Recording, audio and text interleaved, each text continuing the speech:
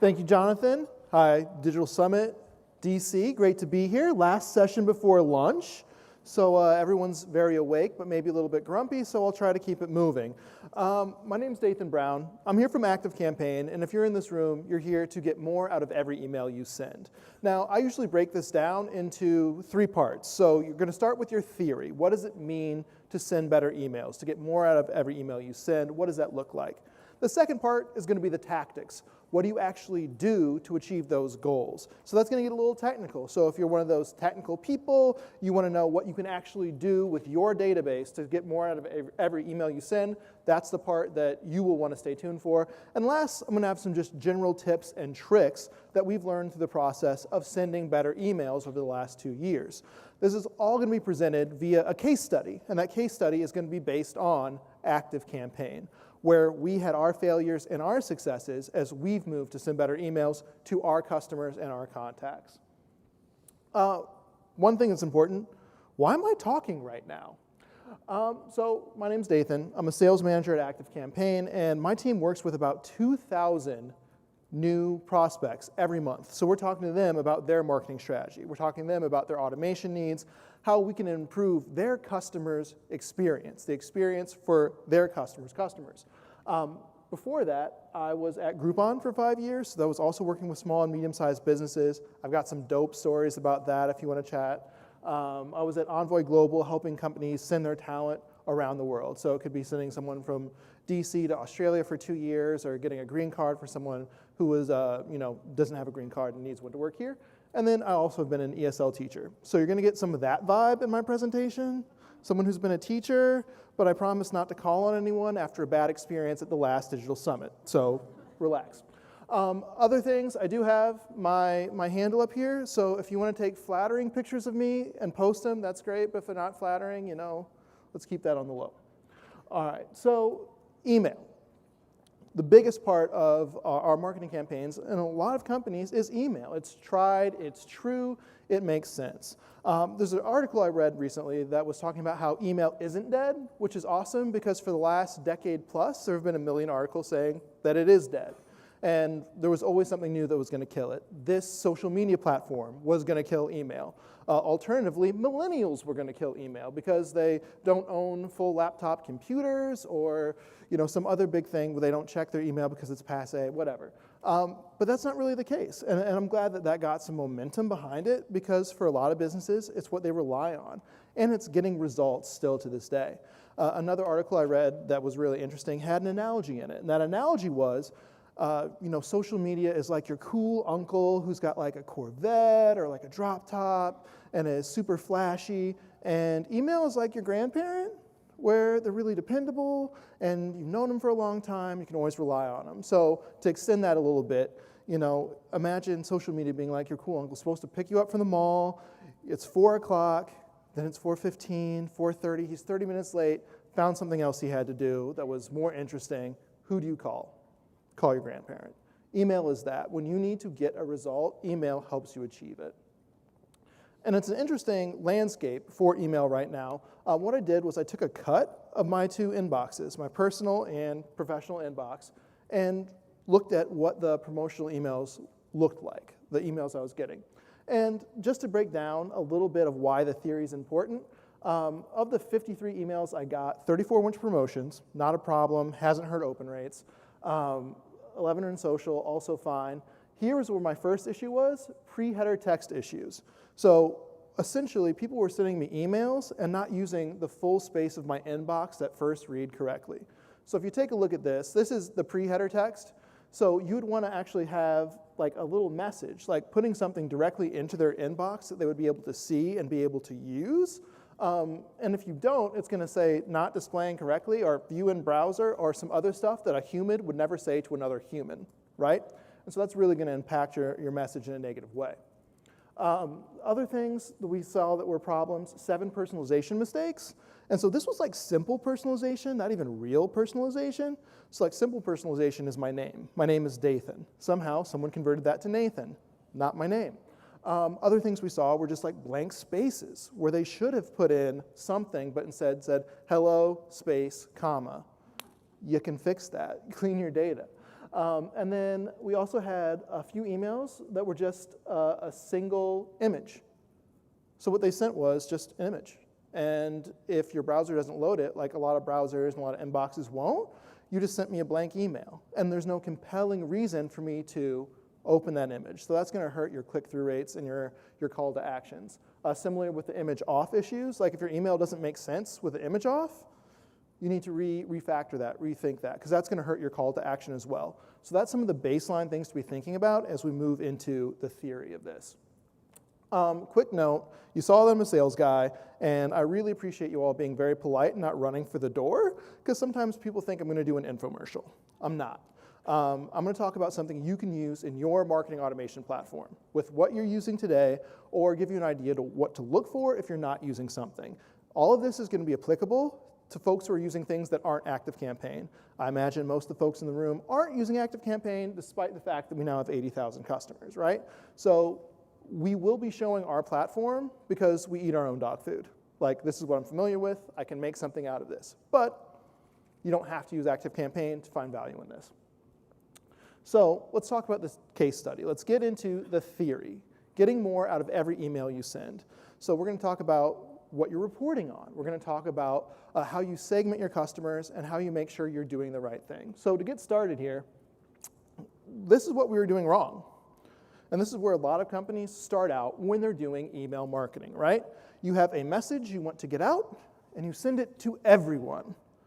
That's better than sending no message, true, but it's not personalized. And because it's not personalized, you're in a situation where you're not tailoring your content. You're not giving people a direct call to action, and it's generally just kind of lowest common denominator. What's something I can send to everyone, which would make sense for them to get, which means it doesn't really do anything in particular for that person. So what we needed to do was to start to pick out different groups within our entire contact database in order to be able to say, like, hey, these people need this message, but this other group needs a message tailored this way.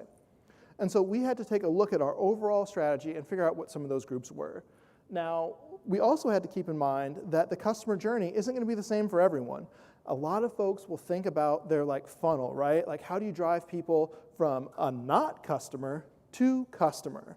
And while I know the sales team wants to take credit for the not customer to customer process, marketing wants to take credit for that, there's a lot of steps and a lot of working together that needs to happen in order for us to get folks to the customer stage. And that journey is going to be wild, right? So when we think about purchases we've made in the past, think about all the research you had to do, the things that you had to learn about, the trials you did, the trials that you had expire, that you reopened, you had to find again. It's going to be topsy-turvy. So instead of trying to think of it as one big process from here to here, take it as smaller steps that you can report on and get some wins out of. I'll pick that up later. So as we go forward, this is the typical funnel, right? So typical awareness funnels, you want to drive someone to a purchase. Once they purchase, you drive them to expansion. The way I want you to think of this theory instead is that you're always driving towards an action, whether someone has already purchased, whether they're pre-purchase, whether they are just starting their journey with your company, you're always driving them towards an action. So once you've identified your groups, you identify an action and a goal for them to be driven towards. So these are some of the goals that my customers that I'm working with talk to us about. Leads, trials, regular buyers, upsell, cold leads, all of these different things are potential goals. And there's many more here. We could go through 5 slides of just the goals and the different segments that you could have in your database. But for our purpose and for what we realized we needed to address at ActiveCampaign, we broke it down to these. Leads, people whose email address we had and some other information but had never been in our platform and had never given us money. Trials, people who had used the platform, have access to it right now, but haven't given us money yet. Expired trials expired, no longer have access. People who are customers, and then people who are former customers. So we need to be marketing this group set. These segments make up our entirety of our database, and we need to tailor our message specifically to each of them if we're going to be effective, and if we're going to do what that previous funnel said, which is constantly drive them towards an action, constantly drive them towards conversion, and actually report on it. So that's the theory. The theory is you segment out your group, and then you drive them towards an action, and that action eventually gives you money, right? So we're on the same page there, and this is typically the part of conferences that I hate. When they give you a great idea, and you're like, "Grail, that's really inspirational," and you go back and you sit down at your desk and you think, how do I do that? How do I do the thing that they said? So I'm going to open it up and show you a little bit about how we applied this theory into practice, how we actually got to the tactics of sending better emails and getting more out of every email we send. But before we do that, I am going to be a little bit of a teacher. Raise your hand if in your company right now you have a data problem, at least one data problem. Good, okay, so it's an honest group in DC, nice, yeah. We had a major data problem. So we wanted to report on a ton of different things like, hey, this person clicked this email, did they become a customer? Or what's our correlation between like increasing open rate and likelihood to book a demo? We didn't have that data. You gotta work with the data that you have, and you need to build your segments off data that you can rely on. So for us, we ended up breaking it down in this way. We found reliable data from 2 of our peer groups, 2 of our stakeholders. And it's probably the same in your organization. Our accounting team knew who had paid us and who hadn't paid us. And our product team knew who had used our product and who hadn't. From there, we just asked a bunch of yes or no questions using a marketing automation, right? So we start off at the very top of this. This looks a little hairy. This looks really complicated. You can whip this up in your platform in 15 minutes. And the way it's going to end up looking is, ask the first yes or no question. Has this person given us money? And do they have access to our platform? If it's yes, that's a trial. And you tag that, okay? Then you move to the next one. Okay, have they given us money and they have access to the platform? Well, that's a customer. We can count on accounting to tell us who's paid us, and we can count on the product to say who's in it. Customer, tag. If not, move to the next question. Next question is going to be, all right, they've paid us before, but they aren't paying us now. That's a former customer. We need to tag them differently and work with them differently. They're going to need different call to actions. Similarly here, they have had a trial, but they're not currently using it anymore, expired. Anyone else, we'll just call a lead, right? They've never paid us. They don't have access to the platform. So we now have, wait for it, perfect data. We have taken a perfect cut using those 2 data sources to fully segment out our entire database. And in the 5 seconds since I started the sentence, it's now outdated. It's now wrong. Because once you run this one time, and we only had to run this one time, this catch-up automation, we put everything through it once, now it's about updating it. And that's what this automation looks like. This is the next part of the tactic. So once you get everybody segmented out, you've got everything updated, the next thing that you need to do is have a way for it automatically to change.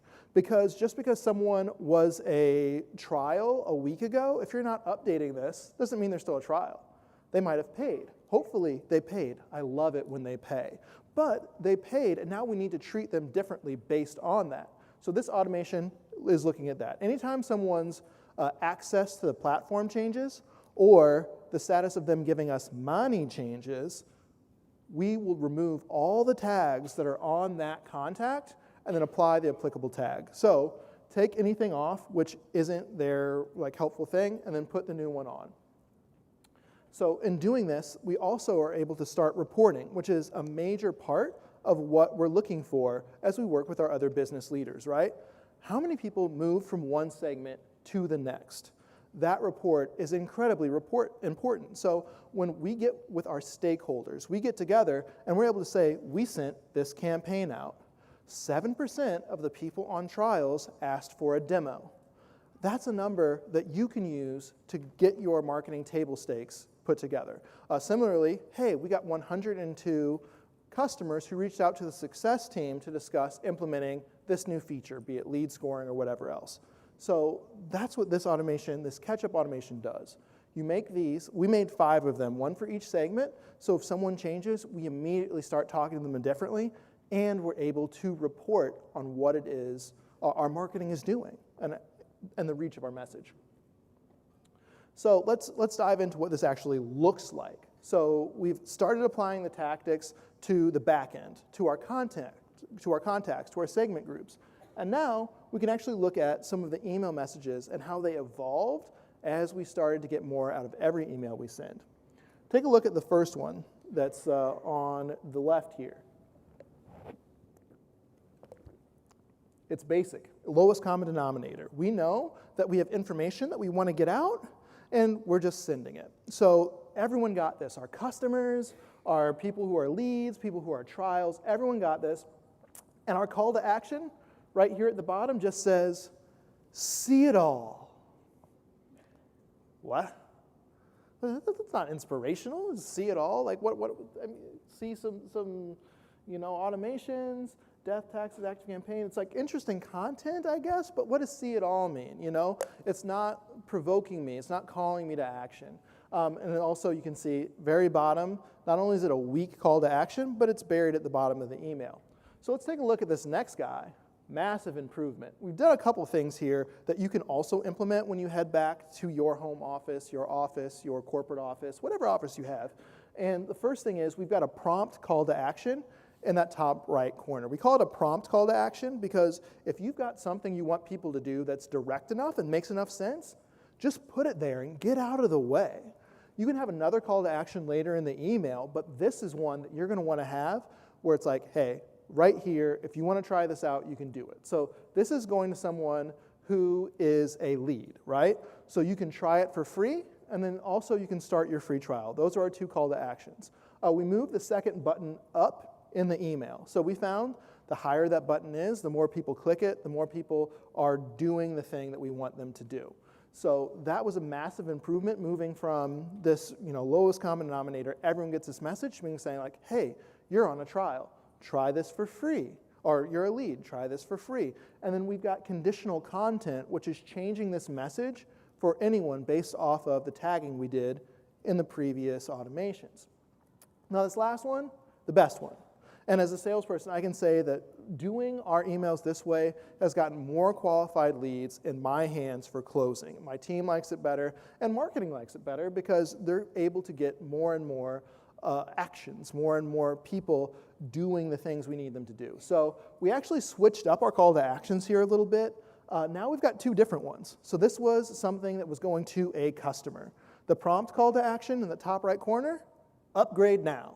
You want this? Click this button, we'll take you to the page where you can buy it, okay? So it takes them to a different plan tier, super easy. So this is the way, if they're already convinced, they were already thinking that they wanted a CRM, click this button, they get it. If they want to see a demo, that's going to take them to a different page. But we've got these two call to actions, and as you can see, that second call to action, the request a demo, has floated up the page. So we just keep pushing that bad boy higher and higher. Now below that, we've got your reasons, right? So if someone saw those two call to actions and they didn't do it, they need more convincing, they get a little more of that in the email. Not too much, but enough so that they can be convinced to do one of those avenues. Either upgrade your account, get yourself a demo. So that is the basics of the tactics, right? So you've got the theory, you've got the tactics. We learned a few things from this process that we implemented that we want to share with you as well, that you can take back in case the theory or tactics are stuff that you've already adopted, or you just need to start with something a little smaller to get going. So the first thing, email is a channel for action. Now, when we say this, there's this drive to make content that's so compelling and so awesome and so long, you're just getting it all in their inbox because that's where you know they are. They might not be on your website, they might not be on your blog, but they're in their inbox, so let's get it all there. And that's a mistake. That hurts. Like, we are not their old friend, we're a business. And so having a short, to-the-point email is what you want to do. You want to have them consume the content on your landing page, on your blog, click through to schedule a demo or a trial or anything else, but you don't want to have all the content in the email. The longer it is, the more likely it is it's going to get tripped up in spam filters, it's not going to get read, and it'll be harder for you to figure out what part of the email was working or not working for them with the more stuff you put in it. So not a place to consume content, it's a place for action. Other thing, it's all about the call to action, right? So because it is all about the call to action, you need to ask them to do something, right? Here's some do-do you want to do the do-do, right? But secretly, behind this, unspoken, here's some do that I know you want to do based off of everything else you've done, whether it's a purchase you made on my website, whether it's an email open, a call to action that you had somewhere else. So you want to be just like a little bit creepy, okay? Like a little bit in their face, like, oh wow, this is really spot on and funny that they sent me this email. Not too creepy, but a little bit. And you want to have that in your call to action. So by applying all those segments and having all that information in our database, we're able to be a little bit creepy, and in a way that actually provokes people to go to our website and do the do we want them to do. Third to lastly, mind your real estate. So one of the things that we've found in this process is that floating button, that call to action button, we just kept moving that bad boy higher, because the higher we moved it, the more likely it was to actually get a conversion. You'll see the same thing on landing pages. You want your call to action on the landing page higher than lower, above the fold, they say.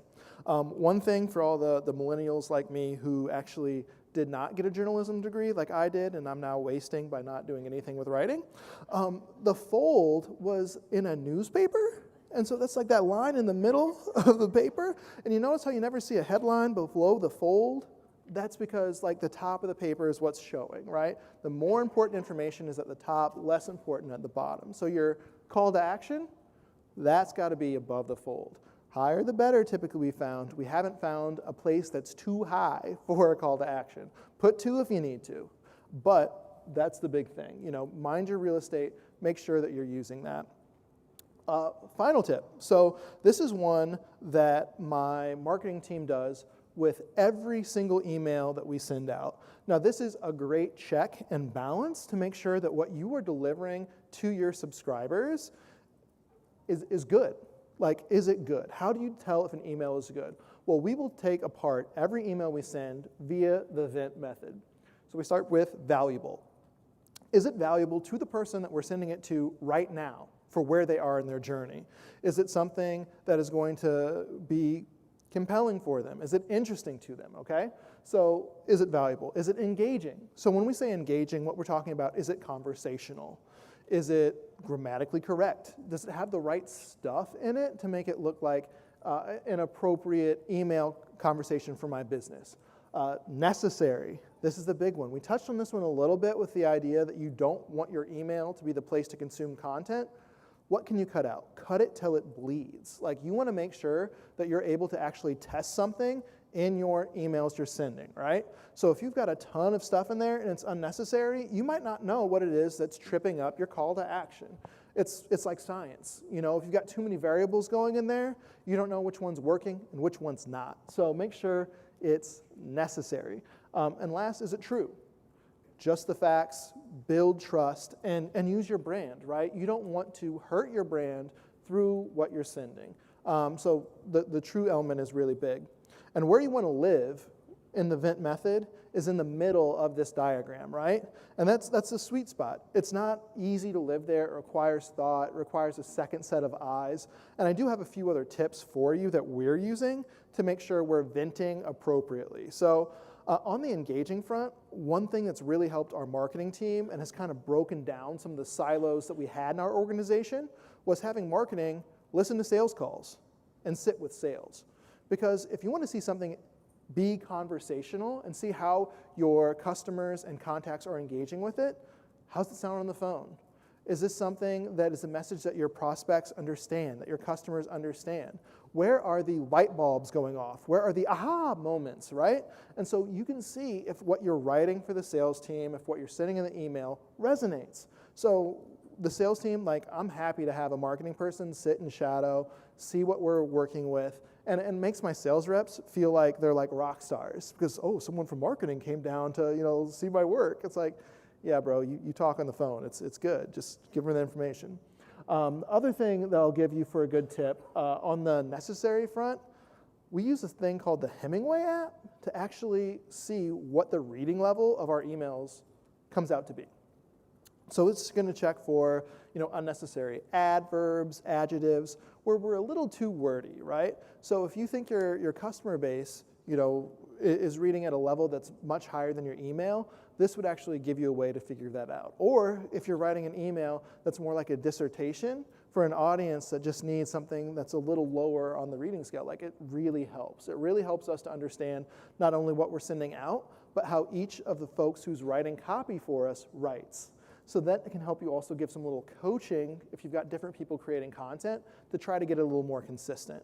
You want to, if you're at a 7th or 8th grade reading level on average, and you've got someone who's regularly turning in stuff that requires a college degree, like you can sort that out. You can thin that out a bit, and it'll help you keep stuff necessary. It's good.